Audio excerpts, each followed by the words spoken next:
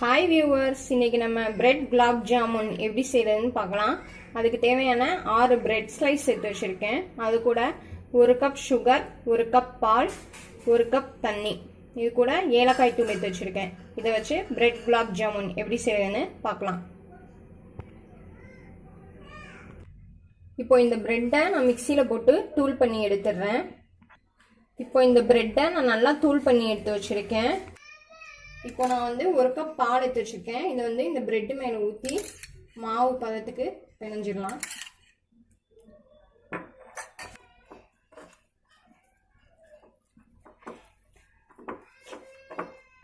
இப்போ இதை வந்து நான் இந்த மாதிரி நல்லா பிணைஞ்சு எடுத்து வச்சிருக்கேன். இதை வந்து நம்ம குட்டி குட்டியாக பால்ஸ் போட்டு வச்சிருக்கேன்.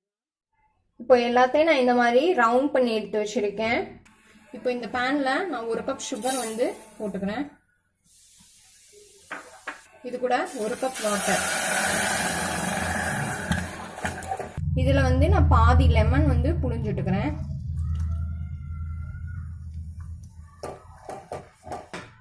இதில் 1/2 டீஸ்பூன் ஏலக்காய் பவுடர் ஆட் பண்ணிக்கிறேன்.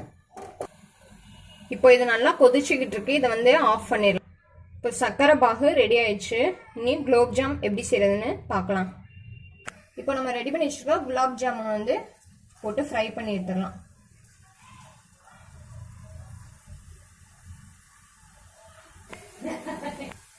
இப்போ இதை வந்து நீங்கள் சிம்மிலே வச்சுக்கோங்க. அப்போ தான் உங்களுக்கு எல்லா பக்கமும் நல்லா வேகும்.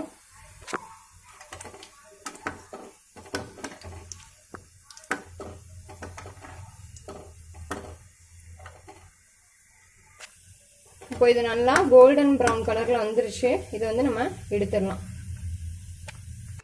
இப்போ இது மேலே நம்ம இந்த சர்க்கரை பாகை வந்து ஊற்றிடலாம்.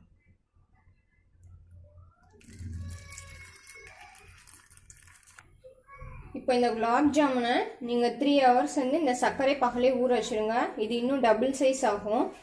அப்புறமா ரொம்ப டேஸ்ட்டாக இருக்கும். இப்போ சுவையான குலாப் ஜாமுன் ரெடி. கண்டிப்பாக ட்ரை பண்ணி பாருங்கள். லைக் பண்ணுங்கள், ஷேர் பண்ணுங்கள், சப்ஸ்கிரைப் பண்ணுங்கள்.